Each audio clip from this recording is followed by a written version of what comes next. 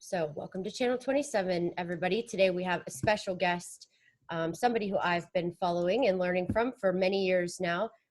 This is Sam Geppi. He is a teacher, a Vedic astrologer,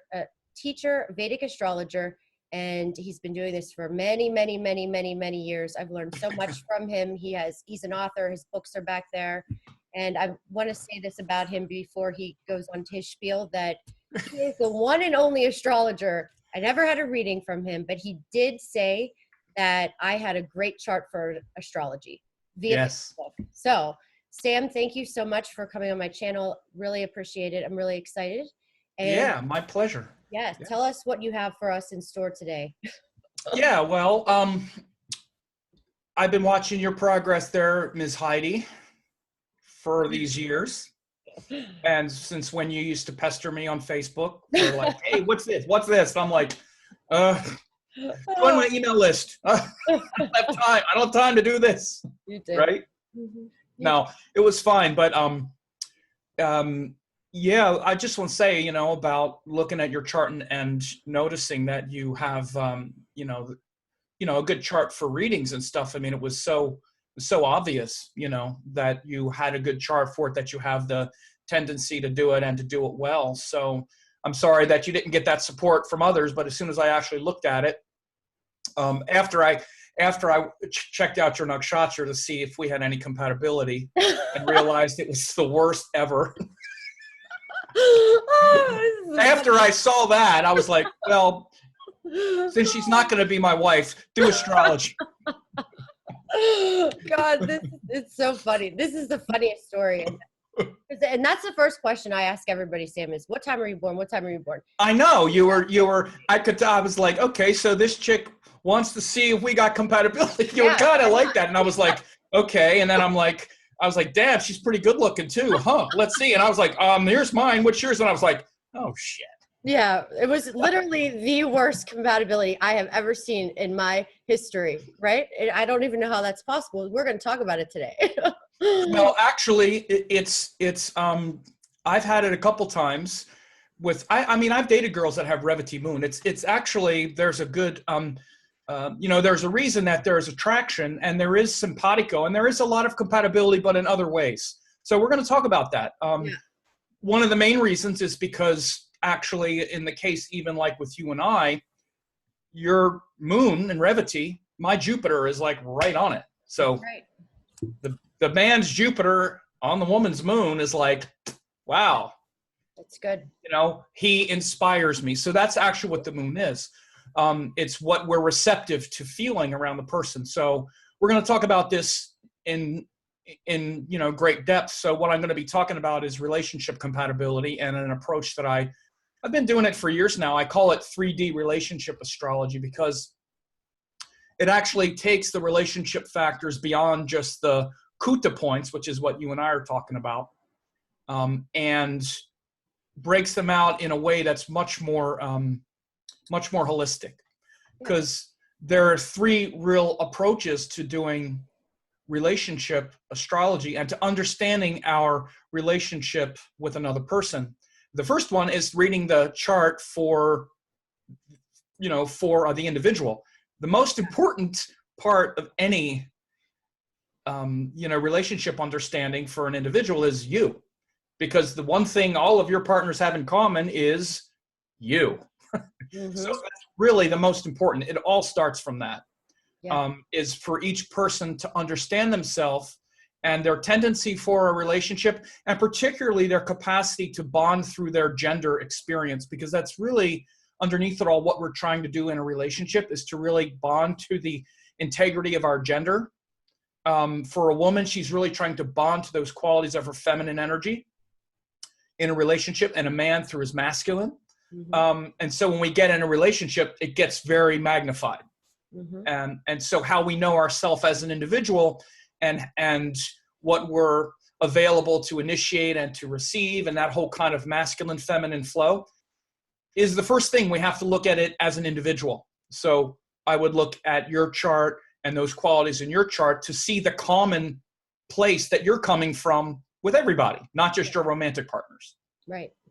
That's the first rung of the 3D relationship astrology. The second is actually mainly what they do in Western astrology, which in many ways is much more practical than the Vedic kutas. And it's actually what's called synastry, which is mainly like the one person's moon on the other person's Jupiter and this kind of thing. And what that really shows is the sort of buttons that are getting pushed, the real activating forces. Like you put one thing on the other, and it's like a circuit that's sort of completed. Mm-hmm. So, like in our case, like you have your, like your moon is at 23 Pisces. My Jupiter is 23 Pisces. It's like exact. It couldn't be more exact. It's literally the exact same, not just the same sign, but the same exact degree. So the nakshatras are small portions, but it's, literally I have your moon at 2303 and my Jupiter is 2350. So it's a same. Interesting. So it's exact, right? And that's one point. But you look at other points as well. And like, for instance, you have Sun, Mercury in Leo. I have Mars in Leo. So this, these are other buttons. You have you have Saturn in Libra, which is at 18, and I have the moon in Libra, which is at 25. So again, that's also these kinds of things. You look at crucial points and see which planets are on which others, and it shows the buttons that are getting pushed. Mm-hmm. And so in particular, you look at ones that refer to the relationship factors. Of course, the moon is a big one. Mm-hmm. Venus, first house, seventh house. These are all big relationship buttons. So any planets on the other person's moon are going to be what the moon person just naturally receives. Right. So, for example, my Jupiter on your moon shows that you naturally just receive the thing that I put forth that's inspiring. Yeah. And all of us, and that's all why of I follow you. right. Right. And all of us have something that inspires us, even if it's not very inspiring. We have something that inspires us. And when that thing falls on another person's moon, not just in a relationship, but just in general, it feels good to hear that person's receptivity, for example. Mm-hmm. And even like, for example, with me to you, my moon is in Libra, your Saturn is there. So even though you are sort of bugging me a little bit, what do you think Saturn on the other person's moon means? I'm asking you, what do you think that means? Like you feel like you have to do it, or you would do it because it's Saturn and teach. It'd be a good teacher. Like you would be a good teacher for me. I would look at that. Like I need to be the student. Well, it's actually, I'm receiving your Saturn. So what does that mean? If you're receiving my Saturn. Oh, right. Then you're receiving my Jupiter. I'm receiving your Saturn. Out. I'm stressing you out though. In a way, I'm stressing you out, right? Yeah. Stressing me out. Yeah. That's a quality, but nagging. And it could be. It could be. But here's the thing to really attach to Saturn. And actually, Saturn is one of the best glues in relationships. So we're going to talk about each planet here, but longevity. Because it shows a kind of focus and a commitment. Mm-hmm. But one of the main things that it really brings forth is you take the person seriously. Yeah. Okay, that makes sense. Right. It's like seriousness. It's like something about it made me stop and look and sort of take you seriously. Mm-hmm. So when one person's Saturn is on the other person's moon, for example, you'll take the other person seriously. There'll be a sort of gravitas there. Now, of course, then you start looking at dignities and all these other things to see if they're, if you're taking them seriously and they're like seriously oppressing you, or you look at all of those other things to see how it goes. But I really like to try to start, we all should start astrological interpretations from a place of neutrality, not from a place of judgment. Yep. And so often Saturn is like, oh, it's a bad one. It's going to be, no. It's a very neutral energy. It can be difficult. It can be stressful, but it just shows a kind of seriousness, right? Mm-hmm. So synastry is the second point. After you look at the individual's charts and you see their tendencies, then, especially along the relationship factors, then you look at the synastry to see what buttons are getting pushed. It also includes aspects and especially special aspects. But then you also look at the Kuta points last, which are the Vedic indicators. And there's a difference between the kutas and the synastry, because the synastry literally shows one chart on top of the other. So with synastry, you can have a Jupiter on a moon, a Saturn on a moon, a Mars on a sun. But in synastry, you're comparing those two things to each other. Mm-hmm. My moon and your moon, my Jupiter, your Jupiter, my ascendant, your ascendant. Right.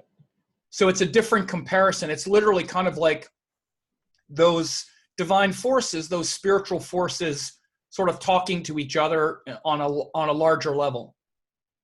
So you look at the synastry as like the buttons getting pushed and the circuits and a lot of attachment. We see a lot of attachment with the synastry. Mm-hmm.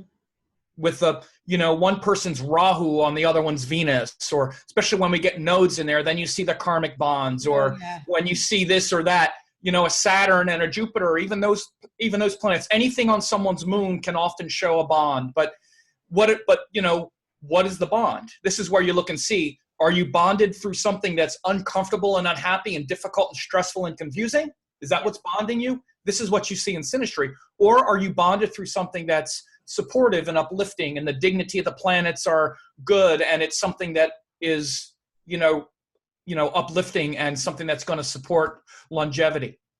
And then after you look at the synastry, then you look at how are these forces talking to each other, and that's what the kutas are.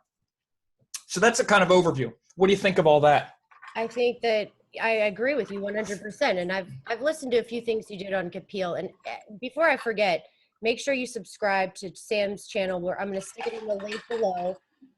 So he already has a ton of subscribers, but subscribe to his channel, and he does classes. He has all kinds of good information too. And I'll put all your links, Sam, at the bottom. Oh, sure. Yeah, and actually on my channel, a lot of it is stuff that you can approach like this. On my YouTube channel, I make things, I really try to make it accessible to everybody, because it actually is, and it really should be.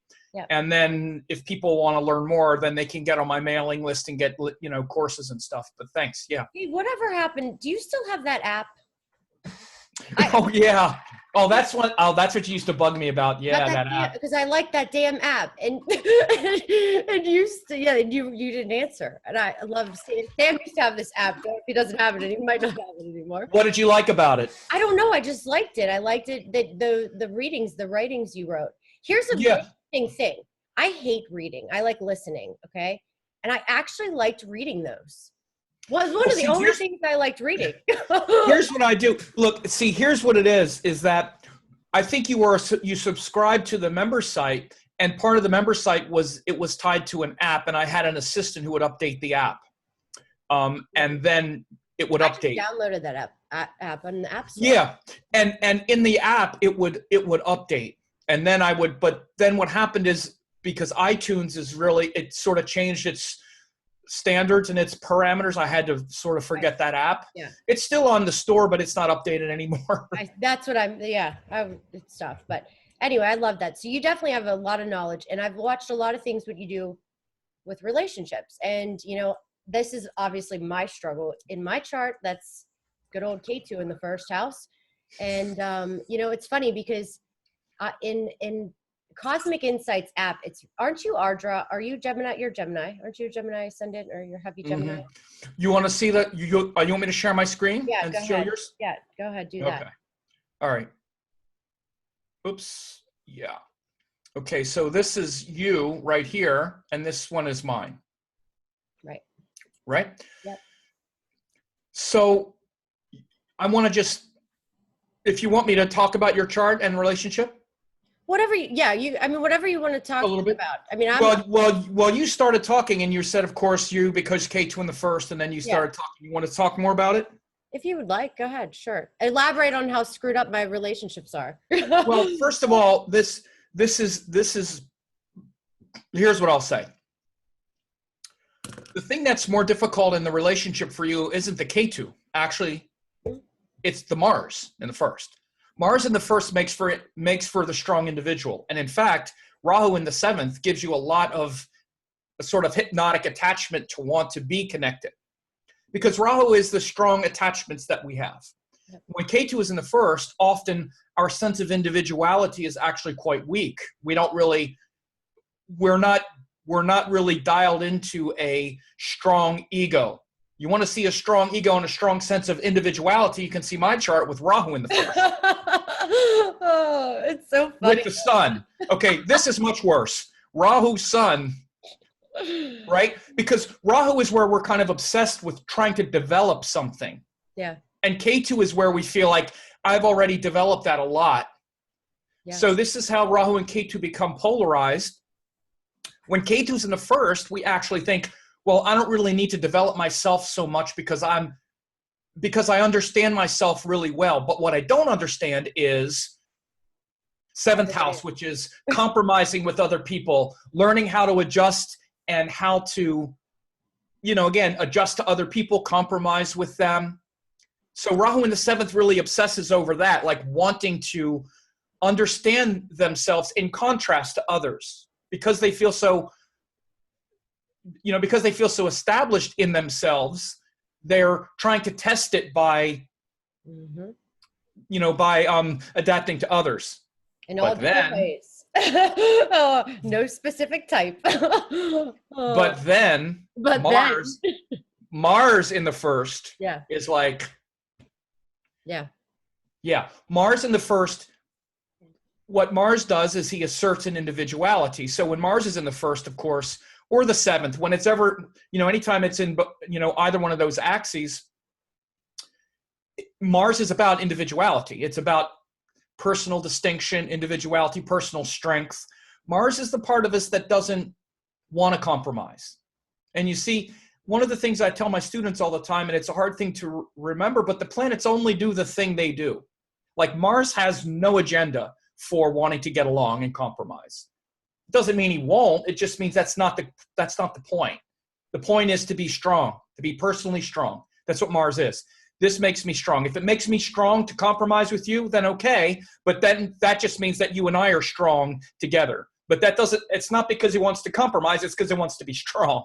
Yeah. You see what I mean? Yeah, that's a really good point. Yeah, for sure. Absolutely. So there's always this idea that the planets somehow share their energy. They don't. No, they don't share anything. When they aspect, the energies blend and scrape against each other. Yeah. Like Venus has the agenda to want to get along and to harmonize and to not want to fulfill our own desires at the expense of another person. Always aware that what we do has impact on someone else and wanting everyone to be taken care of. And so Venus doesn't have the agenda to say me and only me. And so the planets, that's just an example. So your Mars in the first is saying, my agenda is the one that's important. Plus it's your ruling planet, which says, and it's very powerful because it's in Scorpio and it's with Ketu, which is also powerful. So as far as relationships go, it just means that you need to be with someone who is also a strong individual, and that where you're given a lot of space, and where by the time you're done, then they're there with you. And again, you also have this Venus in Virgo, which probably is like, oh God, my debilitated Venus. I've seen Venus in Virgo really make a person, it makes the person not so, it makes their desire to sacrifice their well-being just to have pleasure, it makes that lower. So the person can often have a lot of discrimination with like pleasures when Venus is in Virgo, because they realize very quickly how it's not so fun to, and again, when often of all the planets, as far as exalted and debilitated, Venus in Pisces is much more disruptive than Venus in Virgo. Because Venus in Pisces, the desires are blown wide open. So the person can get in all kinds of, like a whole bunch of relationships and really kind of get lost in them. Venus in Virgo is actually very self-restrained, but it can make it hard to enjoy it. Like, come on, let's just relax.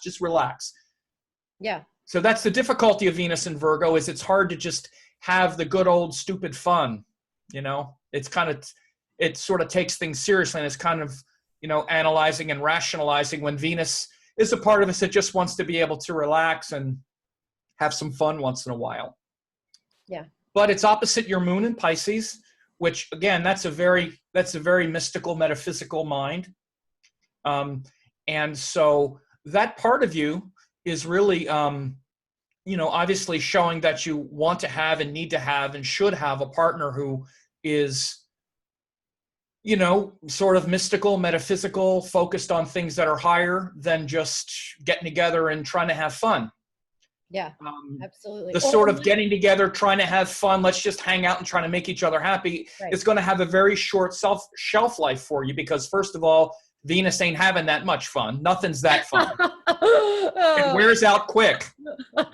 Yeah. Because Venus in Virgo is like, okay, that's kind of fun, but you know what? You're also kind of annoying. You also kind of stink, and also and finding kind of fault with what you're doing. And then Mars in the first is going, and so I'm actually a lot happier by myself.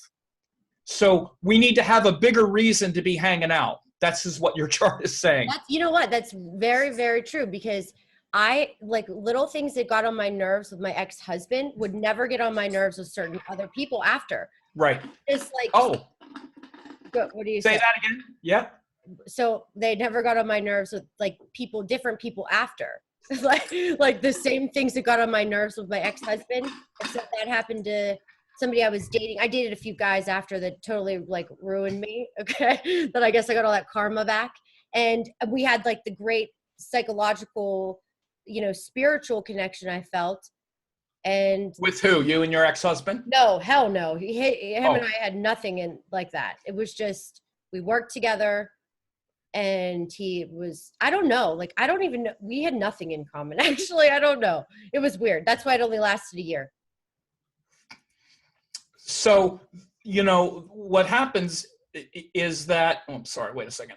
But that was before astrology too, so I've learned so much from that, because, it was me. A lot of it was me just being, the way I was. And, but I look at it too, if I didn't realize all that and end that marriage and end all the other relationships that I've had and always sabotage things, I wouldn't be doing this. So yeah, and so everything is dasha specific. For instance, you were in Venus, right. Often Venus Jupiter can tend to be hard on relationships.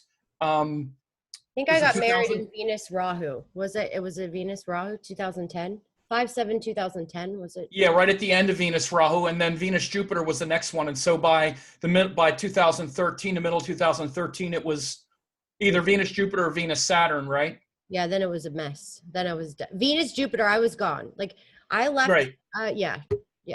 Yeah. Venus Jupiter is often really hard on relationships because they're very different planets. Venus wants to compromise and wants to please the other person, and Jupiter wants to do what's right. Especially in your case, because Jupiter is in Sagittarius. Didn't bring it up, but that's the other thing, is that, for Scorpio, just in general, the nature of Scorpio is to be aligned with higher principle and with things that are, that are meaningful and that have purpose. So your moon in Pisces is ruled by Jupiter, and your Jupiter's in Sagittarius, which is very much about what's the point? Why are we doing this? What's the point? And get impatient if you don't know why you're doing it. Are we having kids? If we're not, why the hell are we together? That's what yeah, that was it. I know. That's what it was. In Venus Jupiter, it was like, so what are we doing? Where's this going? You don't share my spiritual values. Yeah. I don't want to have your kids. So why am I doing it? Yeah, that's exactly how it was. I was like, I can't have kids with this guy. I can't even stand to be in the same room with him for some reason. And that's what, I'm a mess. Right. And this is actually why Jupiter is related to children, and why Jupiter, because children actually give the relationship a purpose and a goal. Yeah. Basically, children are kind of like the religion of the couple. Yeah. It keeps them on track. And this is why once you're not doing that game in your relationships, meaning once you're not with someone because you want to have kids, or like, often after women, after they get married and raise kids, what happens to relationships often? They all fail. And I saw that. Yeah. They fail. And they fail because, well, why are we together now? We've already done what was keeping us together, what was keeping us on track. We were together because the kids were our common purpose. Again, that's what Jupiter brings in any case, but it certainly is what it brings in a relationship. Mm-hmm. Now that the kids are grown, what are we creating together? What's our common vision? What's our purpose? What's the point of this? And so a relationship will suffer a crisis once the kids are raised. And if the two people don't share a common spiritual direction, a common religion or a common purpose, there's no more reason to be together. So the relationship will end. And again, this is also why women tend to marry a Jupiterian figure, or they leave if the man isn't a Jupiterian figure. Because Jupiter represents not just children, but where are we going? And if a woman starts to evaluate that, I don't want to be going there with you, it comes out in the I don't want to have children with you. That's if she's smart. And sometimes they're not smart. Yeah. And they wind up doing that and going down that course. But see, this is why you, right. And this is why you end relationships. And this is why you have to understand something, that you ended the relationships as a matter of intelligence and wisdom, not stupidity. Yeah. Because look, you have a very aware Jupiter. It's in Sagittarius. Mars is in its own sign. This is why I said you'd be good at astrology. I don't know how anybody could see this chart and not know you'd be good at astrology. You also have the sun in Leo. Anyone with that much intelligence, especially Dharma, Dharmic intelligence, you have to look at the Dharma planets. They're the planets of wisdom. For Scorpio, it's Mars, Jupiter, and the moon. Those are the three planets because they rule houses 1, 5, and 9. You have the first lord in the first. You have the fifth lord in its own sign.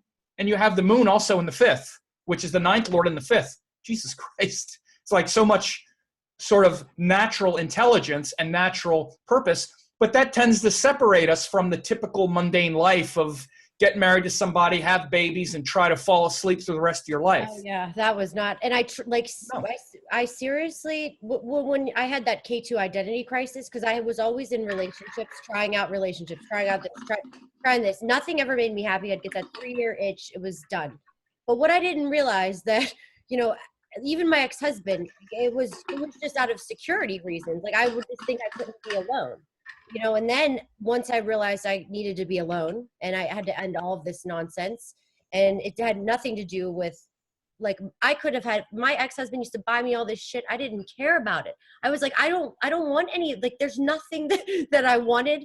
All my friends were older, getting divorced, and they were all miserable. And I was like, I got to get out of this. And I have to figure this out. And I did. And so like I said, the trying everything, wanting to be able, not being able to be alone, where do you see that in your chart? Well, I would say I would have said that was from my first house, being confused by K2 and Scorpio with Mars and Rahu in the 7th, like Rahu in the 7th. This is what I was saying. Rahu in the 7th. Yeah, Rahu ingesting, trying to get everything he can get. Yeah. Trying to, because you feel like I don't need to pay, this is what I said at the beginning. I said it that way, that I don't need to be paying a lot of attention to myself. I'm obsessed with trying with, I have to be with other people. Yeah. But as soon as that wore itself out, again, as soon as you went as far as it can go, you see, this is what we're here to do. We're here to do it. So you went all the way with it. You're like, all right, screw it. I'm getting married. I'm doing this. And then you had to, and then once after that blew up, which is the tragedy of that Rahu, and you were forced back on yourself, look what happened. It's like, bam. Yeah. All of this stuff came out. So this is how Rahu confuses us. This is the illusion that Rahu creates so that we'll do that thing and hopefully finish it as quickly as possible, that it doesn't dominate our whole life. Yep. And so with you, it was the illusion that, and again, the illusion of the 7th house. What do you think is the illusion of the 7th house? Well, I think that a lot of it is just being that person, like just being with that person, being it was just a show, like to be that I'm married. I don't know what the hell it was to have that. That's so Rahu in your case is going to influence, it just influences the 7th house because there are no other planets. So it's, Rahu's going to bring the illusion, like the obsession around that. And so understanding the nature of the houses, every house has a quality of illusion and redemption, right? The illusion of the 7th house is that this is going to make me happy. It's marriage. Yeah, that's what I thought. It's a Kama house. It's a house of Kama, which means desire. The 3rd house is our personal desire, the things we want to fulfill for ourselves. And the 7th house is the desires we can fulfill with another person, mainly one other person and the other people in our life. And then the 11th house is the collective desire that we fulfill, like with the world, right? And so the illusion of the 7th house is that this is going to make me happy. And we're all chasing that sort of wispy promise of happiness in a relationship. Yeah. We're kind of in this sort of collective sort of psychosis, that this sort of soulmate illusion fantasy that's going to be, if I can just do that, then I'll be happy. Right. And we all have it anyway. When Rahu and Ketu are in that axis, though, either way, either one, it really amps it up. Particularly when Rahu's in the 7th, it's very strong. But again, you're lucky because it's not influencing other things. And then you look at the rulers and stuff. But so you were married in Venus Rahu, right? Mm-hmm. Yeah, I was. Yeah. You said it was what, 2007? Yeah, I got married 5/7/2010. Oh, 2010. Yes, it was right before Jupiter. Yep. And it was fast. It was like he proposed to me in 6 months. We were married in 9. The place burned to the ground. I didn't even care. We still got married in Florida. That was an omen, huh? That I should have paid attention to. Yeah. And then I realized when we were getting married, God, I hope he never sees these videos. I just thought to myself, like, what am I doing? Like, I'm not even attracted to this guy. Like, I can't, not even, it wasn't the sex. That's the thing. And that to me is like important, which is like that. So you're the woman who likes sex. Wow. Big time. It's that's one of my problems. If I'm not having that, there's no, like, either have that with somebody or I don't. And I think that's most women, or if not all of them. I don't know. Some people try to stick it out and try to think it can change, Okay, I understand what you're saying, but I mean that in all honesty, when that's not there, there's nothing there. Like there's no bond there. What happens is other people can just kind of live with it. Like I said earlier, they can just, and the reason they do it is for something bigger. Like they'll sacrifice that for decades to raise kids and all that stuff. Because once you then bring kids into the world, then it's very different. But see, you weren't getting married to do that. And this is what some people do anyway. This is why I've never gotten married, because at certain points when I was at that point where I liked a girl or we were close, often the whole thing around kids and whatever came up, and it just wasn't my path. Yeah. And so I think I had 3 girlfriends. The boyfriend after me was married and kids. Like I've like thrown 3 of them to the God. It's like they're like, I don't ever want to go through that again. I don't want to ever get that like involved with someone again. The next one that comes along, I'm looking for a husband with kids, and they're like, bam, right on that course. Yeah. And I always teach mine a lesson. Well, and so people consciously put that on the back burner. They consciously put their consciousness and awareness and all that stuff on the back burner because they want to have kids. So, that's really sort of a conscious thing. You said it was 2007, huh? By looking at my chart, can you see why I don't want to have kids? Besides, like, maybe my Navamsha chart, that pretty much explains it. Because everybody said to my chart, they were kind of surprised that I didn't want to have kids. Moon in the 5th, Revati 5th, and whatever, 5th and the 5th. But for me, I've just never wanted kids. Like, I like kids. They're okay. But, like, I'm not. So here's one of the things that as much as anything else, I talked about it a minute ago, and it's Dharma. Yeah. Dharma. When someone is full of like a lot of passion, wisdom, intelligence, self-awareness, they realize quickly that children take me away from that. And do I want to do that? Because and again, it's not to demean children, but that's a very mundane path. Yeah. Frankly, any animal can have children. Yeah. And when you have a lot of passion to want to give more, it's a higher level of creativity. Yeah. By the way, the other thing that I wanted to say about astrology, and it's surprising to me that others didn't say it, is Moon in the 5th is classical for astrology. I have it. I know about 5 astrologers that have Moon in the 5th. That's the other reason. Really? Yeah, and often when people have Moon in the 5th, again, their heart and mind are already creating on a very high level. But if you want to also look at what can be a detraction here, you want to look at least in a Rashi chart, this moon in the 5th is aspected by a debilitated Venus. So the debilitated planet will, even when its energy, even the positive qualities that can come from its energy, the aspect of a debilitated planet is often difficult and brings that nature. So it brings all of the worry and criticism and stress of that Venus has. It brings it into it influences your mind. And so when you start thinking about children, you also really think about all the work and the effort and all the Virgo problems, because it's a debilitated planet in Virgo.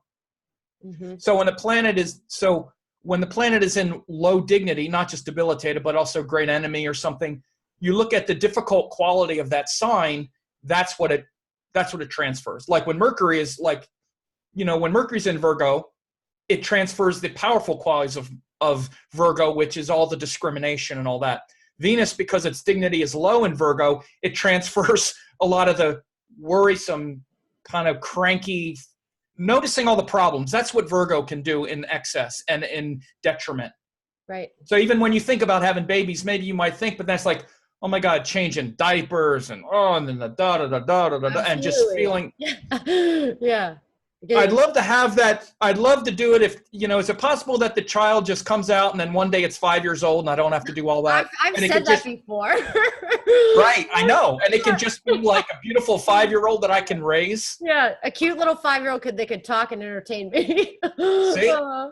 Don't I know it? Right? Yeah, no. That's good. That's what I've said.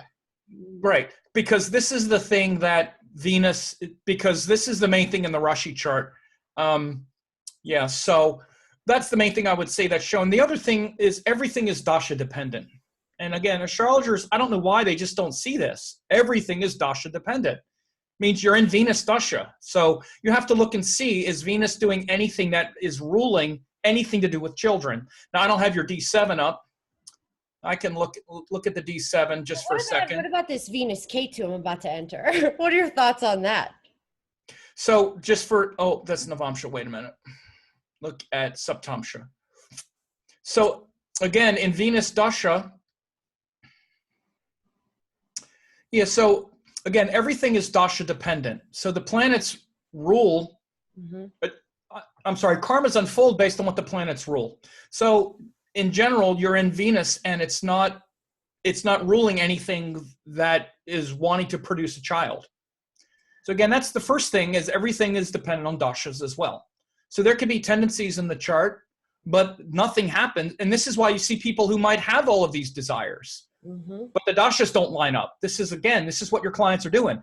Yeah. Oh, I want this, I have this, I have this. And I'm like, sorry, this is part of your nature to maybe want this thing, but your dashas are showing this part of your nature is getting activated. It's not activating this other thing. This is why often you see people that have all this power and all this potential, and then their dashas don't line up with it, and they're frustrated. Yep. Because all that power and potential is still there, but different parts of their psyche are being activated, and especially if it's like Venus, which is a long dasha, or other long dashas. Yeah. Then crazy. Then they wind up in situations where those qualities of their, all of that greatness in their heart isn't coming through. And you can see there's a section of the dasha scheme where, for instance, when you were born, you had the Mercury dasha. You started in, oh man, this does this every time. This is one thing that bugs me about this. It always pops up. So you were born in you were born in Mercury dasha, right? So you went to Mercury, then Ketu, then Venus. This is the part of the dasha scheme that's not so fruitful for Scorpio, because the Scorpio part of the dasha scheme, where all their dharma planets come in, it starts around Sun, Moon, Rahu. I'm sorry, Sun, Moon, Mars, Rahu, Jupiter. Those are your dharma planets. Like, for instance, when I was born, I started in Saturn, which, I'm the Gemini, so I started in Saturn. I started at the end of Jupiter. Then I went into Saturn, then Ketu, then Mercury. Yeah. Saturn. Yeah, Jupiter, then Saturn, Mercury, Ketu, now Venus. these are my Dharma planets. These are planets that activate all those Raja Yogas. See, this is how it works. You have to look at the chart as a structure. Yep. Because you have all of these Raja Yogas, but the dashas have to run in order for them to fructify. Yep. So one of the things that's going on in your chart, just in general, is that you have all of that potential and all that power, but it often feels frustrated because you're not getting Mars dasha. You're not getting these dashas that produce it. You're not getting Jupiter dasha. You haven't gotten them. Yeah. Because because Mars is what produces this Raja Yoga. Jupiter is what produces that moon in the fifth. Does that make sense? Mm-hmm. Yeah. So I think Sun's going to be better, don't you think? I think Sun's going to be better. So we have to look at what it rules. What does it rule? The Sun it's in my 10th. I have Sun. It's in your 10th. What does it rule? It rules my. Everything's about rulership. Yeah. Huh? The Sun rules my 10th house.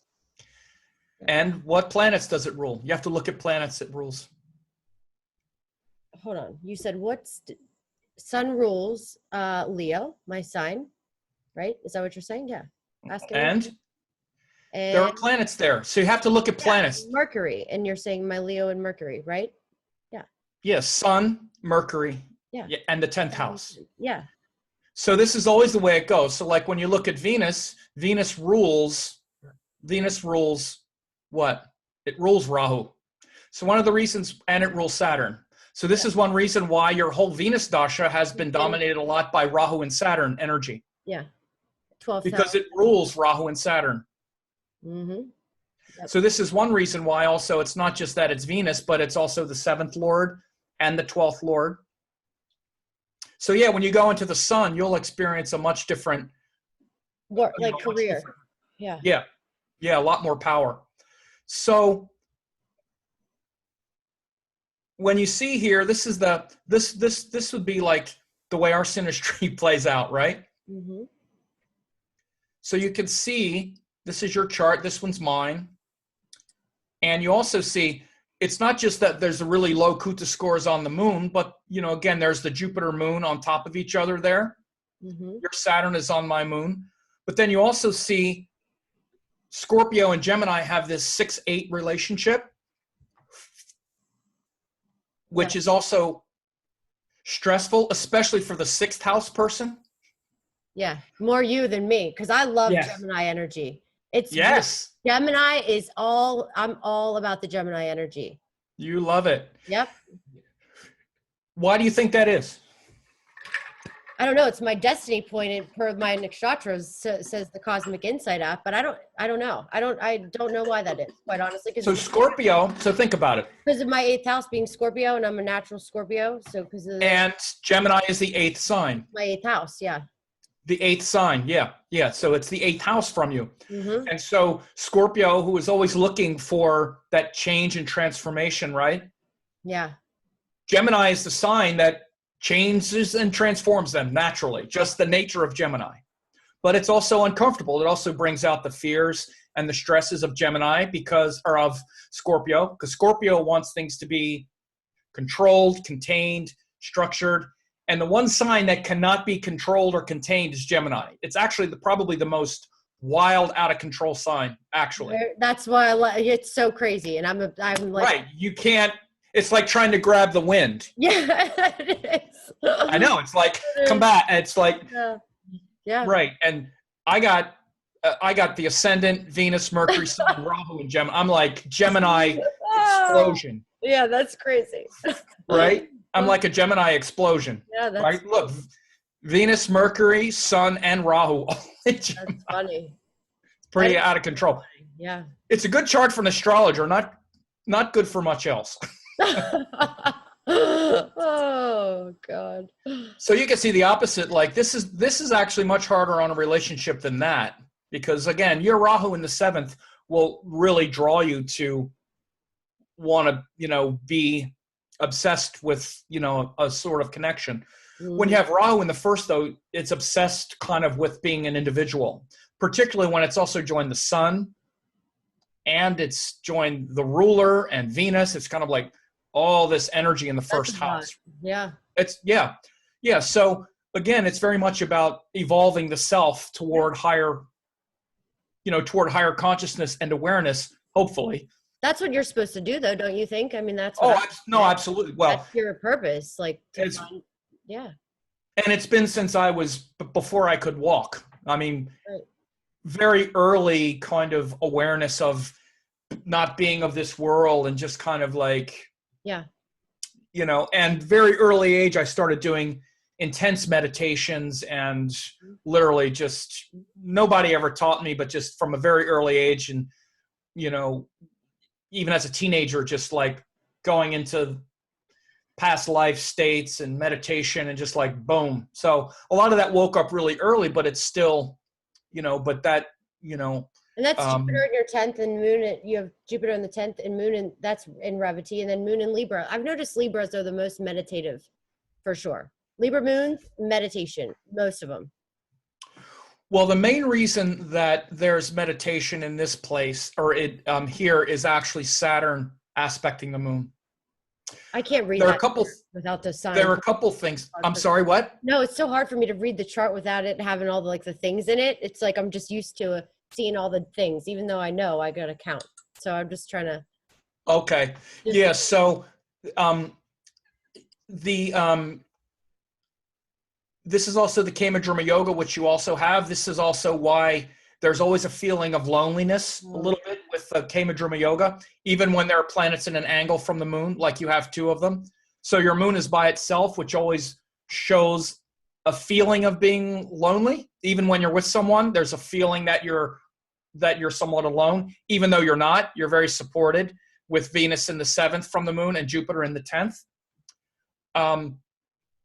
I also have the Kama Yoga with no planets around it, but I have Saturn in the first angle, which shows a lot of meditation, because a planet in the first angle from the moon shows how we find emotional solace and emotional freedom. But I find it in a very Saturn way, which again, it's not comforting, but it's definitely meditative because Saturn goes. Oh yeah, it's in your 8th too, for sure. Yeah, it's in the 8th house, and it's also, you know, it's in the first angle from the moon, so it stops the mind. Saturn silences things. That's the job of Saturn, is to silence and stop things, particularly the mind. It's not easy on the mind, but if you can meditate, if you can calm down, and if you're not too attached, Saturn can be very powerful for bringing a very meditative mind. Yeah. So you can see how, but you know, the 6-8 in the synastry is also there, which makes it hard. For you. I'd scare you. I'd drive you nuts. No, I scare you, and then here's what happens is, because I've had my share of of Scorpio girlfriends and relationships. Yeah. And what happens is, here's what the 6-8 does, regardless of where you're looking at it. The 8th house person is always changing and transforming, and the 6th house person is having to like hold that uncomfortable space, because 6th house is like the hard work and the effort that we need to put forth to maintain. It's like a mother changing diapers. That's kind of what the 6th house is. Right. We have the baby in the 5th house, and then we're doing all that unpleasant work that terrifies you to death in the 6th. Mm-hmm. All of the changing diapers, all of the management, all the holding space, all the stuff that's really not fun. That's actually what the 6th house is. It's all the unpleasant tasks that we just need to do. Yeah. And so that's what it can feel like for the Gemini person, is like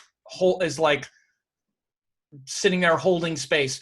Again, this is why Scorpio is the 6th house from Gemini, because the hard thing for Gemini to do, because Gemini wants to go really fast with ideas, is to hold emotional space and be emotionally still and sit there and like, this is what's hard. It's the hardest thing. So the hardest thing for each sign is shown in the 6th house from it. Yeah. That's the thing that feels the most arduous to us. Yeah, and Aries drive me nuts. Aries is right. And so the hardest thing for you is 6th house stuff. But again, this is also why Scorpio like sort of indelibly have a mindset of expecting that things are going to be hard and struggling, because the first lord also rules the 6th. Mm-hmm. So you tend to feel like things are going to take effort and be a struggle. This is just the nature of Scorpio. Yeah, always. Because the first lord also rules the sixth, right? And Gemini, the first lord also rules the fourth, which this is why Gemini just does what it feels like. Fourth house is really just what we feel like. So a Gemini person is just going to do what they feel like, and to hell with what anybody thinks. It's kind of the nature. Can you explain why I'm so attracted to Aquarius and Geminis, besides the Geminis, and I see this, but what about, why Aquarius? What's with the Aquarius part of my chart? You mean ascendant? Just heavy planets in Aquarius or Gemini. That's the two. That's the two. Well, yeah. So you got to, well, I would caution to be that I would look more specifically if I were you, because you're saying just a lot of planets there. No, we'll go with, they're definitely either a Gemini. They're probably a Gemini ascendant and Aquarius moon, or vice versa, right? It's going to be one of those. So the moon is, Aquarius is probably, it's opposite your sun and Mercury. So there's anything that's opposite, the oppositions are a strong attractor. Yeah. So anything that's opposite is a strong attraction. Like, so for instance, if we were to look at let's just look at our synastry, aside from the buttons getting pushed, there's also my Mars, there's my Mars on your sun and Mercury, right? But then the other things that you look at, Jupiter. So your Jupiter's in my 7th house. Again, 7th house is a strong point of contrast. It's like an attraction point, right? Anything in someone's 7th house is going to be like, that's their relationship house, right? And it's reflecting back.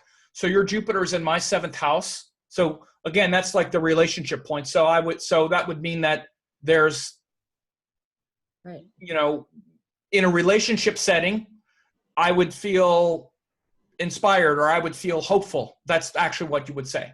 Because the 7th house is literally the field of the relationship.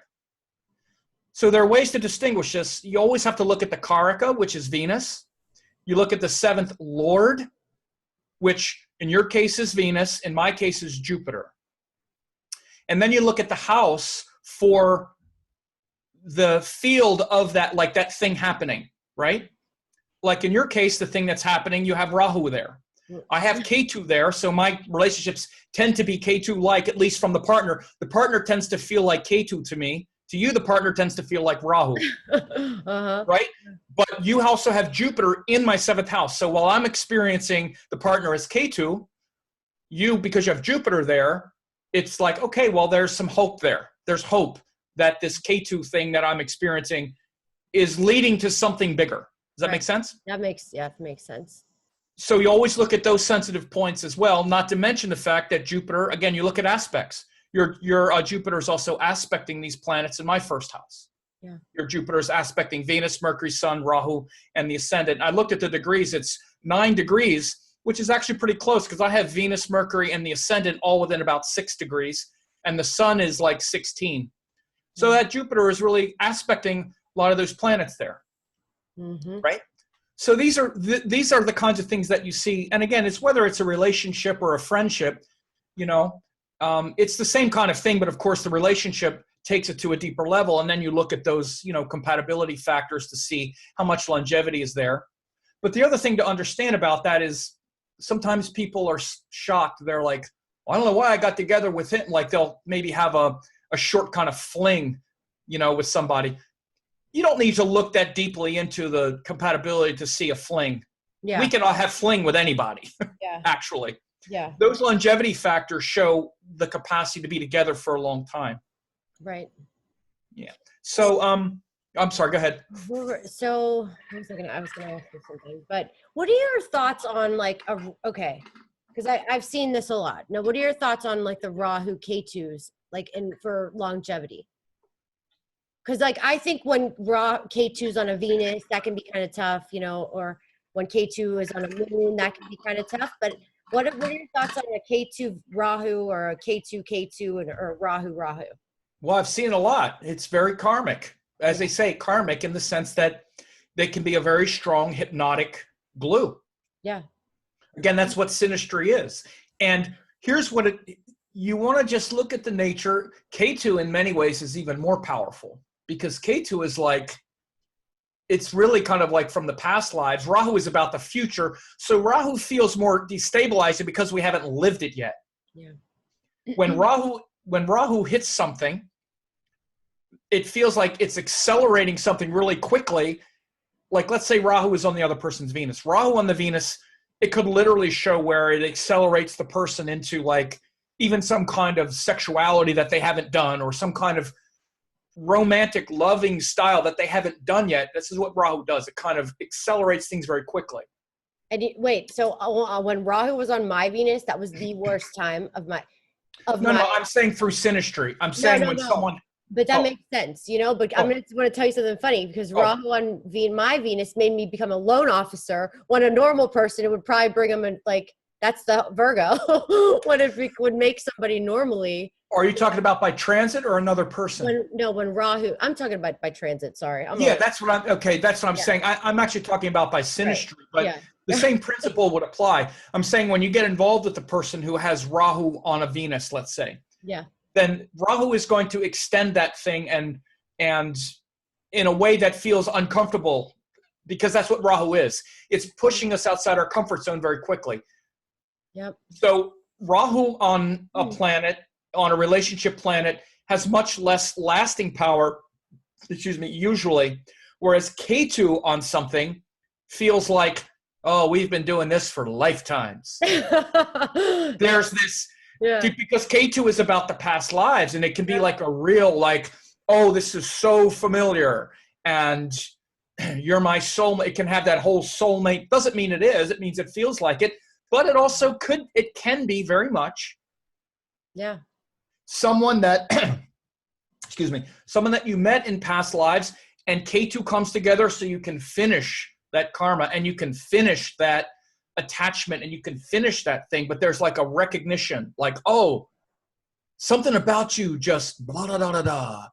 And this kind of soul recognition, like you and Donald Trump.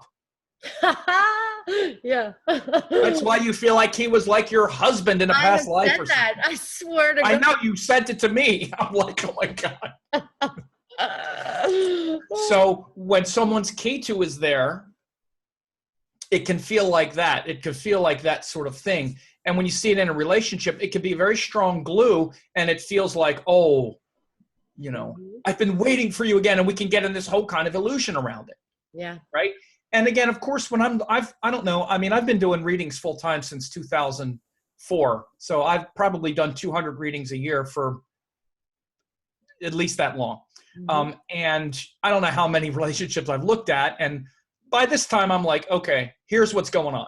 This is why you feel like this is the one, and the da-da-da, and what happened. And it's always, usually when Rahu is the dominant synastry, that's why I'm saying this relationship synastry, which is a lot of what Western astrology does, is often the main activating things that we're really feeling with another person. It's really the buttons that are getting pushed. I agree.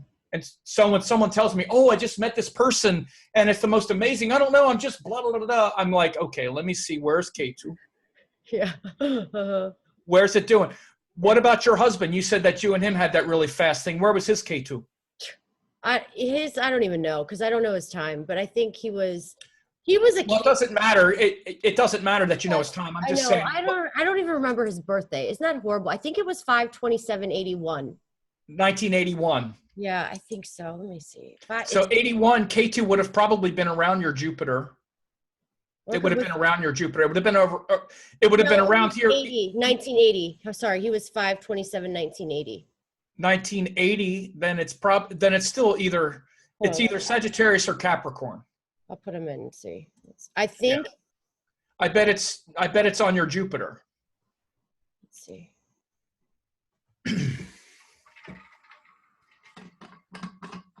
He had a Libra moon, maybe.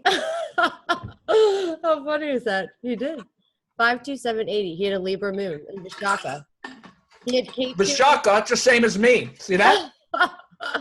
That's so funny. He had a Ketu. It was in Denisa, Aquarius. 1980, really? Yeah, 5/27/80. Rohini. I knew he was all about Rohini because he was all about the money, and he had Venus in Ardra. And then he had Rahu, Jupiter, Mars, and Saturn in Leo. Wait, did I do that right? Yeah, 5271980. Yeah. Yeah, so all those planets in Leo. Oh yeah, I always get screwed up because mine is very early. So I go about 18 years after mine, but yeah, mine is very late Gemini. That's right. So yeah, okay, I get it. And so Rohini, it was on your Rahu. Well, he had, hold on. So your Rahu is in Kritika. How about So this? His Rahu was in Maga, which is in my 10th house on my Mercury. My Mercury is my DK. DK Right. is my Mercury too. Okay. Rahu, Jupiter, Mars, Saturn. But you see the synastry. So when you look at that and you put it on top of your chart, you can see the buttons that are getting pushed. First of all, one of the things, and again, the thing that really made you perhaps recognize him as a partner more than anything is his moon in your 7th house. Bang, on your Rahu in the 7th. Mm-hmm. He showed up as like, here's my obsessive, here it is. And the moon, again, we trust it, right? And so that's one big synastry point in your 7th house. And then all those planets in Leo where you have all of those too. And did you meet this person through work? Was it power? No, he had Sun and Mercury in Taurus. But you said he had planets in Leo. It was like Saturn. Yeah. He had Rahu, Jupiter, Mars, and Saturn. And yeah, we met at work. 4 planets. Huh? Yeah, we met at work in real estate when I was selling homes. Yeah. 4 planets in Leo, right? Mm-hmm. Yeah. So look at how many. So again, often you can just look at those big buttons. These are the big buttons that are getting pushed. Mm-hmm. His moon in your 7th on your Rahu. And then all these planets in your 10th house. And again, especially on your Sun, on your Mercury, which is very powerful. It's like, oh, here's a powerful man. And okay. Yeah. So you can see like all those buttons getting pushed, especially as it tweaked your ambition. I bet the way you felt around him was like, and especially what it was, Jupiter, Saturn, Mars, and what else? Rahu. Oh, okay. Well, there you go. Look, Rahu, right? Yeah. Look at that. Jupiter, Saturn, Mars. Those are the house. Yeah. And in that your was 10th house. And we met at work, and he was one of the bosses, the head person. So I liked it because he was powerful. Powerful, right? And it's like, oh, and he's more powerful than you. At least that's the way you saw it, because you have a lot of power. This is one of the things with Scorpio, with women that are ruled by Mars. Anyway, particularly if you got Mars in the 1st, you're not going to be attracted to a lot of men because they're going to be intimidated by you. Yeah. So here's a man who's powerful, more powerful than you, your boss. You're like, oh, there it is. Yeah. And it fed into that kind of power that showed up at that time, right? Yeah, at that time. Mm-hmm. And then when I realized we had absolutely nothing in common, because he was all about work. He was all like Taurus-y. He was so Taurus-y that it was crazy. And so you were in Venus Rahu, right? So you were ready for the illusion. Yep, I got the illusion. Yep. Right, and his moon was on your Rahu, mm-hmm. And then so you can see those are the buttons that really got pushed. They weren't buttons of relationship and sexuality and connection and things that are more fundamental to your nature, which actually you want to look at people that have these strong connections to this moon and this Sagittarius, mm-hmm. Scorpio, because those are the areas of your mind and your consciousness that are more foundational to your dharma. Yeah. Because those are your dharma planets. And then so the Ashtakutas, we'll talk about the Ashtakutas here real quick, okay? Yeah. So you can see we don't have any of them. Oh, it's so funny. When I saw that, I just laughed. I laughed for probably 5 minutes. I thought it was the funniest thing. Well, what's the funniest thing here now is that it's your husband had it, my dear. I know. Talk about, you're like, yeah. And you even said at the beginning of this, I've never seen this before. Yeah. Now we just find out your husband had it. You know what? You're right.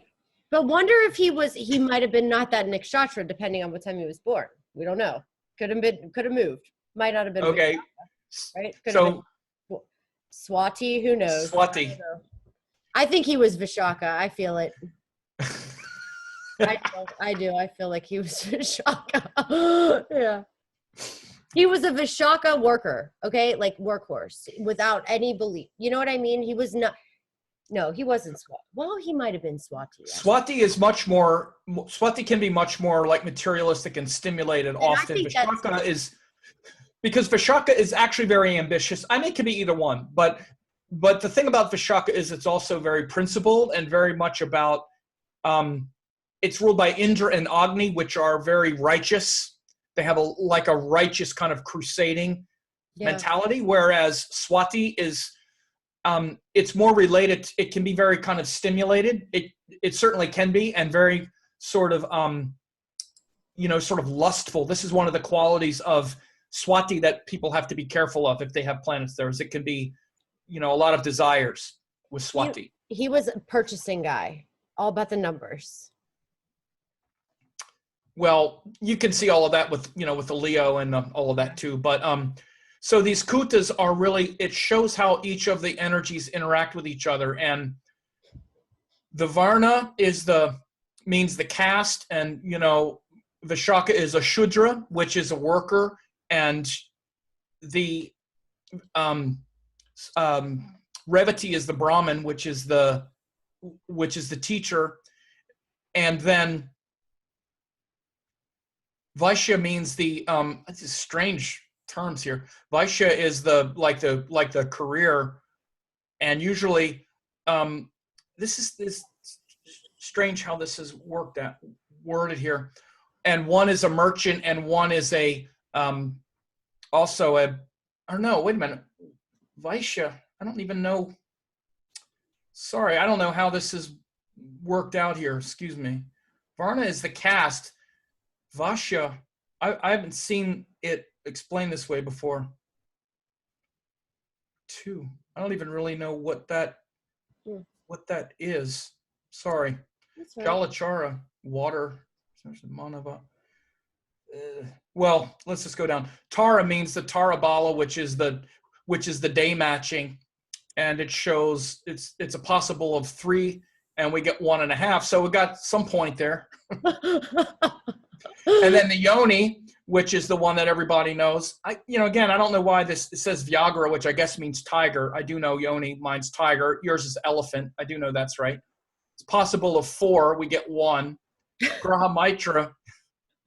Yonis are often, very rarely do you get 4. The only one you get 4 with is the same animal, usually. So male and female elephant will get 4, male and female tiger. Mm-hmm. Graha Maitra means planetary friendliness. And this has to do with Rashis. So the moon, my moon is in Venus Rashi, yours is in Jupiter Rashi, and it's a possible of 5, and it's a half. Oh, God. The Gana, which is, mine's a Rakshasha and yours is Deva. So I'm a demon and you're a Deva, which is a goddess. Possible 6, we get 1. That's so funny. And then the Bhavakuta, this one shows, again, Bhavakuta, we have Libra and Pisces again. Oh, okay, yeah. So the Bhavakuta has to do with the houses. And because there's 6, 8, you get 0 there also. And then the Nadi, which has to do with the temperament, watery or windy, they're both watery. I don't know why he's using these terms. Antya, you could just say water. Yeah. Anyway, so the Nadi Kuta has to do with the Ayurvedic quality. Okay. And we're both watery. So it's interesting how these things work, because there's a combination of wanting there to be, some of them you want them to be similar, others you want them to be different. Right. So with the Nadi Kuta, you want it to be different, because I know that mine's watery. Any other one that's either windy or fiery is good, because then it balances out. Because the watery Nadi tends to get emotional when they get upset. And if they're both getting emotional, it's not good. It's an excess. Yeah. So anyone that's different is going to be beneficial. And then other times you want there to be friendliness, like Graha Maitri means planetary friendliness based on the Lord of the Rashi. So you want them to be friendly with each other. And then, again, other things like the Yoni, you want them to be as similar as possible. Also with the Gana. Gana is very important. And Rakshasha male is often hard for females that are anything else. And one of the things with the Gana is anytime a female is a Rakshasha, it's always 0 points except for with a man who's also Rakshasha.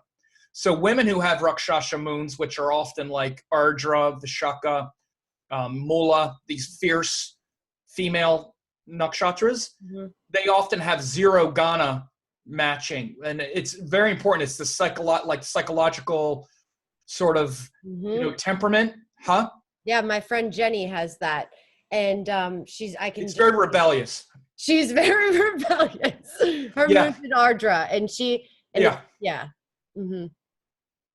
Yeah. And it's like anything else, there's principles, but then there's also techniques. So the principle of the temperament is really important. And so when a woman has a Rakshasha nature, it's fine. But if a man has a Deva nature, which is like a god or like a gentle nature, that's actually what it means, or a Manusha, which means a human, those are the 3 temperaments: Rakshasha, which is demon, human, or god or goddess, which is Deva. It's okay if the man has Rakshasha. This is the worst. If the man has the Rakshasha and the woman has Deva, it's worse. If the woman has Rakshasha, it's full. If the woman has human or the Manusha, then I think it's 3. But this is the worst. This is harder on the woman because the man's Rakshasha nature is hard on her temperament. But again, these are principles, so you have to look at other things as well. Yeah. Did you match our Navamsha charts? What do they look like? Are they still a mess? Wonder what they are. And do you look at that when you do compatibility for people? Do you look at the Navamshas together? I look at it for their individuality, but not 2 Navamshas on top of each other so much. I don't do that so much. I'm not sure. I mean, what do you think about the Kuda system with the other planets, like how in Kala it does that? It'll do the Sun and Mercury, and I think it's really valid, and I think you should go across and look at, and especially look at any kind of obstruction, like any place where you see Veda or Raju. Yeah, Veda. Those are the conditioning factors too, the obstruction. Right. What did you say about Veda? I said the Veda, yeah, the obstruction, destruction. Like there's nothing that you can do. It's like a curse. Right. Yeah, and I know that the Veda on Vishaka is Kritika. We all kind of know the Veda. But then Raju is also with a couple, and that has to do with body parts. Right. But I don't usually look at, look, it's not so bad. Look at our Navamshas. Look at this. You guys. There's some hope. Oh God, that is just so funny. I just thought it was the funniest thing. I've never seen such bad points. Yeah, what are you talking about? Look at your husband. Your husband's worse than me. Him. Oh. You didn't even know it. You blocked it out so much. But he was from California too. Well, I'm from Maryland. I told you I'm a Maryland dude. That's funny. Yeah. I was born in Maryland and then moved to Pittsburgh. I told you we have this kind of weird, like backward, parallel moving thing. But no, if you look at the Navamshas, I'm just looking to see here. I have Scorpio Navamsha, and so do you. Oh, that's nice. I told you, and Sun in the first. And I know I have Jupiter up here, Jupiter Sun. And yeah, so the Navamshas are the same. We both have Scorpio Navamsha. The Sun. I have the Sun, or you have the Sun there. I don't. I'm looking at I was looking at the kid chart on accident. I'm just this is so different than from what I'm looking at. I just have to. Yeah. Okay. So anyway, yeah, that's the kind of, as you see here, this is the sort of overview of how I do it. You start, and I didn't even really, I sort of did it, but I looked at your chart as the capacity and the tendency to have a relationship. First of all, that's really the most important thing, because you can have, and again, this is the big illusion that people have. Like if I were to come to myself for a reading, and I'd look at this chart, which is mine, and be like, I'd look at this and say, I just met this person, and then be like, I'd say, well, first of all, you have to understand. You're a bit self-absorbed. You're a bit self-absorbed there, Sam. And, right? Hey, at least we can admit it, though. At least we came to the conclusion and we can say it. Oh, Yeah. God. So these kind of things, but again, like if I would look at mine, there are a couple of things about it though, is that even though they're self-absorbed, when you have Venus in the first, right? Mm-hmm. Like there are things like have Venus in the first, Mercury's in the first. So there's a lot of, friendliness there Oh, yeah. in a general sense. The Yeah. thing that's hard, like in this case, is all of this energy in the first means that the person is just dominated by their own growth, right? The other thing to understand, and again, in this case especially, there's a bunch of planets there. Rahu makes it more tricky, but after the mid-40s, Rahu calms down. So this is Yeah. something else to understand. Mm-hmm. The Rahu-Ketu axis calms down after mid-40s. Mm-hmm. So it's not as damaging as when it's younger, and it's really kind of hard.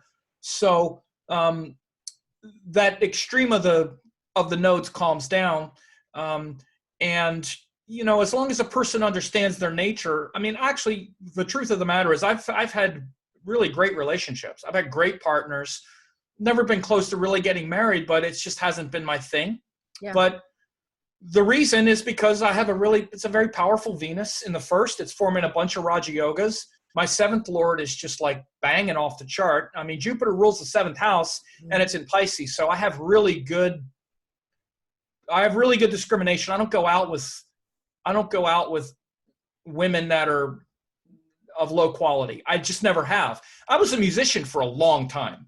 So I was around women that wanted to like when I see women that are, they don't have good judgment, or they're like loose, or they're cheaters or whatever. I see it from a mile away. Part of it is because K2 in the seventh for sure. Yeah. And I'm not anxious to jump into something. So by the time I get involved with someone, they're a really high quality, beautiful, loyal, sweet. Mm-hmm. And then they got to deal with me, unfortunately. Yeah, that's the nature of the beast, right? That's how. But I've had good relationships. Also, the moon in the fifth house is also, You can be romantic and nice, but I've noticed like I've noticed Libra moons. Libra moons always like float around and go back to their exes. This is a tendency I've noticed. Like I always have issues with Libra moons, and they always go back to the exes. And Aquariuses.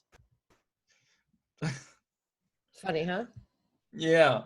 So you would say that to this person, if I were consulting me, I would say, look, first of all, nothing's going to fix it. Okay. You don't fit. This is the problem people have, is they think that they're going to meet someone that's going to fix all this somehow, and that they're not going to have to deal with it. And that's not what happens. Every relationship, the thing to know is every relationship pushes some button that's a little different. Right. Like if these two people got together, you and I, we would be pushing these buttons, but underneath it all, there would still be this chick with K2 Mars and Scorpio in the first, with debilitated Venus aspected by the moon, trying to get along with some dude with an explosion in the first house with Rahu. And underneath it all, that's going to be that's the first part. That's where it starts, right? It's these two people. And that's what you really need to do when you start a relationship astrology reading. Honestly, it's the most important part. Look at them. Is really understand where the people are coming from. I'll just say this last thing because it's getting a little long. I don't know how long you want to talk, but the first things that you really need to look at are also the masculine and feminine, like integrity of the couple. Because again, like I said at the beginning, especially if it's a heterosexual couple, even if it's a gay couple, the gender identities are more fluid, but usually the relationship works best when there's one partner that's more in the masculine role, one that's more in the, more in the receptive role. Right. But in gay couples, it's more fluid. But with men and women, especially heterosexual couples, it's very obvious. And you want to really evaluate the man and his masculine integrity, his capacity to be embodied in his masculine nature, and the woman's feminine integrity and her capacity to bond to her feminine qualities, and which is really the power to be receptive, the power to have the courage to be receptive to powerful masculine.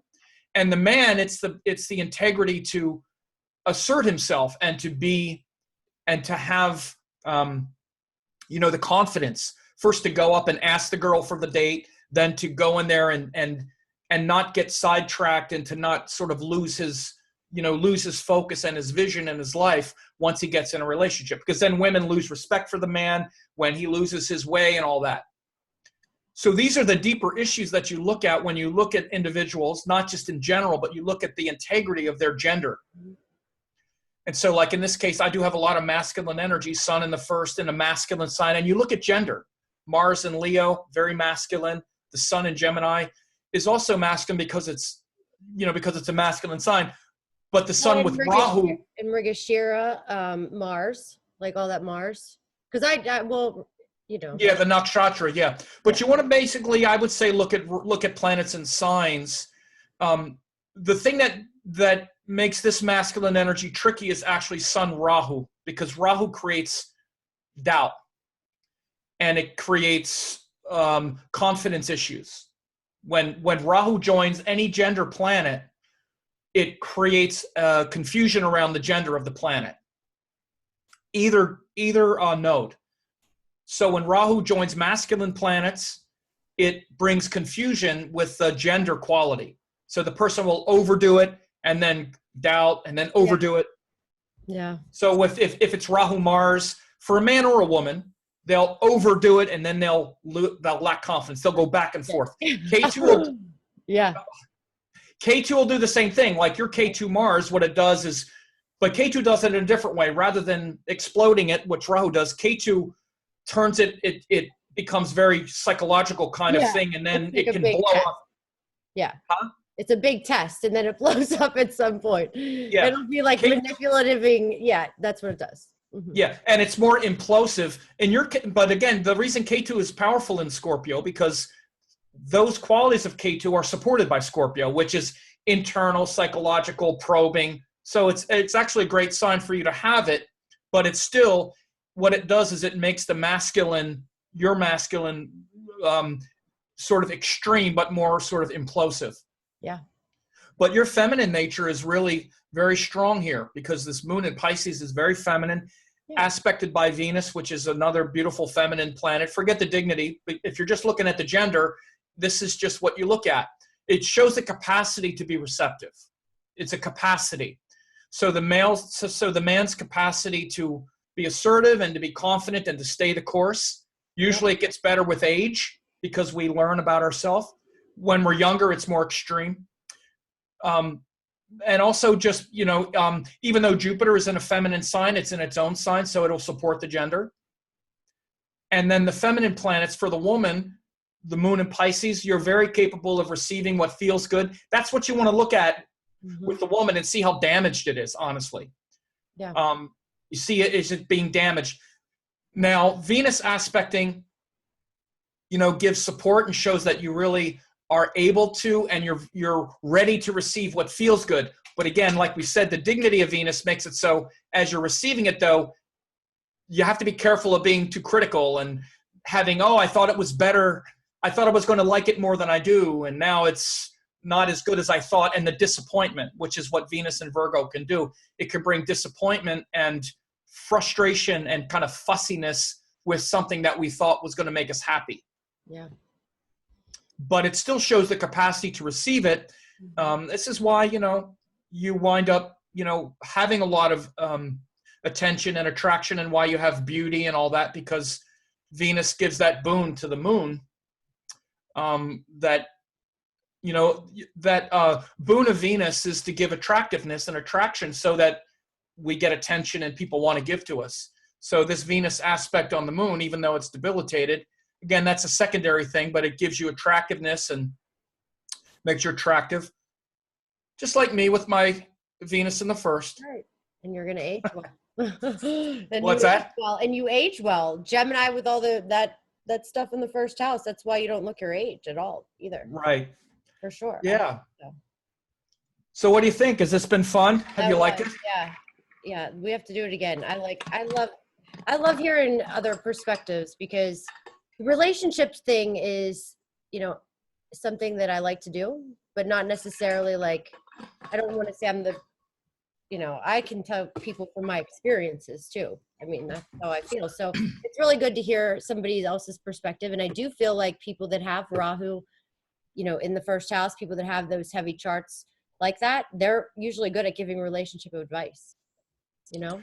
Yeah, I mean, Rahu or Ketu, I Yeah. mean, actually. The reason it, you know, one of the reasons, you know, maybe next time I could come on and talk about Rahu as well, because especially when someone has, and you can do this in any sort of astrological setting, is, I'll just share it again.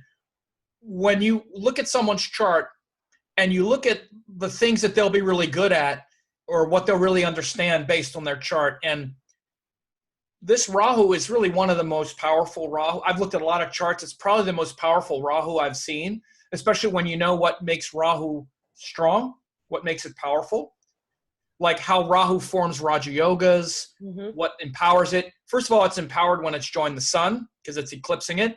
Yep. It's also powerful in Gemini. It's also powerful if it's going to be joined Mercury, which is its ruler.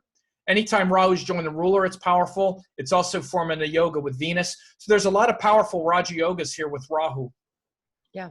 And so this Rahu especially is really good at, like I said, it's good for astrology and metaphysics and being able to understand a lot of details and comprehend it really quickly and then explain it, break it down and explain it. It's very good for that because of Gemini and all of that. But again, it's also very extreme. So whenever you see this many planets in one sign, it's extreme. Like the person just is extreme in that way. But sometimes Rahu in the first can be very, it can be very, you know, very disruptive. And it is disruptive still, but it's disruptive, but the disruption can also lead to a lot of insight, which it does. Breakthroughs. Thankfully it does for me. Yeah, and I think it does. It works well. And I think sometimes I think Rahu does better in, well, I look at the nakshatras.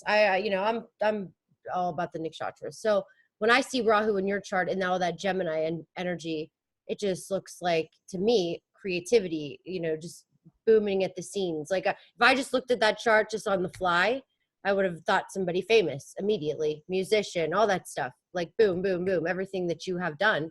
And just so extreme, just because it's all in the first house, and that's why you make a presence, and that's why, and you speak your mind, and you know, and I think that's why I have a lot of respect for you, though, because I like when people speak their mind, because it took me a long time to get to this place, to be able to speak my mind, because I think with K2, I am very introverted. People don't understand. I come off as like this monster sometimes, but I am really nice inside.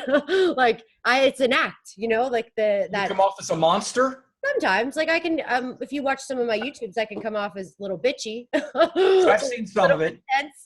Yeah, like I don't put up with trolls. I don't put up with any nonsense. Like I will ask people out. I call them out on the spot. I don't care. But if I didn't do that, I feel like I would bottle it all in. Yeah, well, I grew up stuttering for a long time. I still stutter a little bit, but this is why I have to speak my mind as well, because I grew up with it being smashed down. I mean, I started in Jupiter Dasha, but then I got Saturn when I was 9 and had 19 years of Saturn Dasha, really hard divorce and abuse. And it's just like all of that Gemini, like just pushed down. And so it led to a lot of literally like really bad stuttering and all this stuff. And then when you come out of that and it's just like, you know, this is one thing I tell people who are leaving Saturn Dasha, regardless of, because sometimes Saturn is actually. I'm glad you're saying this, because I have a lot of people that I read their charts in Saturn Dasha. So that's good. I was going to say sometimes, you know, especially like with Taurus people or with certain, certain ascendants, Saturn can be a fantastic dasha. Like, oh, I can't wait to leave Mercury, right? Or I'm sorry, I can't wait to leave Saturn and go into Mercury. Sometimes I don't want to tell them that, you know what, don't, be careful what you wish for. Yeah, but one of the things I can always say is, well, here's the thing to know. After 19 years of Saturn Dasha, it never feels that bad again. Yeah. Yeah, right. At least things get really light, and it starts to happen in Saturn Jupiter. The last sub period, that last year and a half of Saturn Jupiter before Mercury, things start to open up. I remember when I went into Saturn Jupiter when I was about 27, and it was like, Oh my God. And when I was right about to start Mercury. So, Yeah.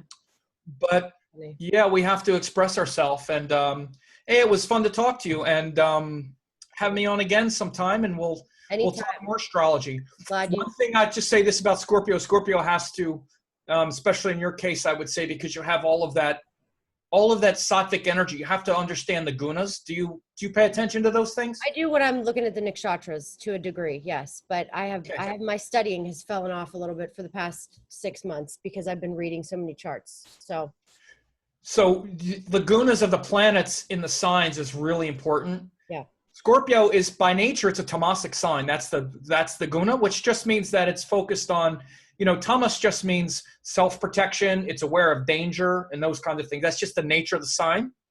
But two of the Dharma planets, this is why it's ruled by Mars, which is there to, fight and to protect. But the two real planets of redemption are Jupiter and the Moon. It's the two sattvic planets that connect Scorpio to their divine, devotional nature. The deeper promise of Scorpio, it's actually probably the most devotional of all the signs. Scorpio and Pisces.